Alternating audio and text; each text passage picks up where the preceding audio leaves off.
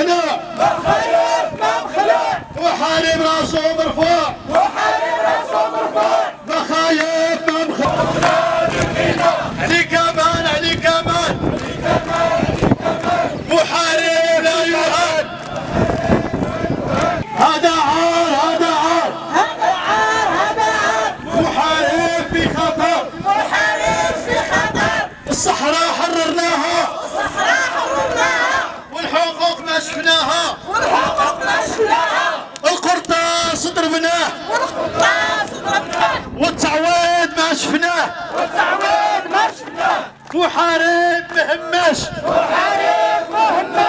والتعويض ما شفناه محارب مهمش لا تعويض لا معاش قاسيا بغيتونا تقاعد حرمتونا تقاعد حرمتونا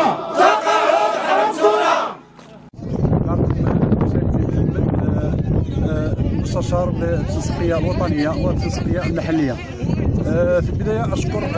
جريده الاحداث على التغطيه الشامله، ومن هذا المنبر كنقدم لها جزيل الشكر باسم التنسيقيه الوطنيه والمحليه. هذه الوقفه كتعبر على مدى التهميش اللي كيعاني منه المتقاعد على الصعيد الوطني، اللي كانت الشريحه اللي ضحات من اجل الوطن، من اجل فداء هذا الوطن الحبيب، لكن للاسف لم يلقى اذان صاغيه بالنسبه للتعويضات ديالو، لا بالنسبه للارامل ولا بالنسبه للطرد العسكريين المطرودين تعسفا. لهذا الوقفه جات يعني تعبيرا على الراي التنسيقيه للنهوض بالرقي والرقي لهذه الشريحه، للنهوض بحقوقها الى ما هو اجدى، الى غد افضل. اذا ما هنا نعاني يعني من هذا التهميش للمتقاعدين، ولكن لنرى ان هذه المؤسسه لها تسهر على هذا المتقاعد، لكن للاسف الشديد يعني لا ترقى الى مستوى تطلعات هذه الفئه. والاشاره اخرى، هناك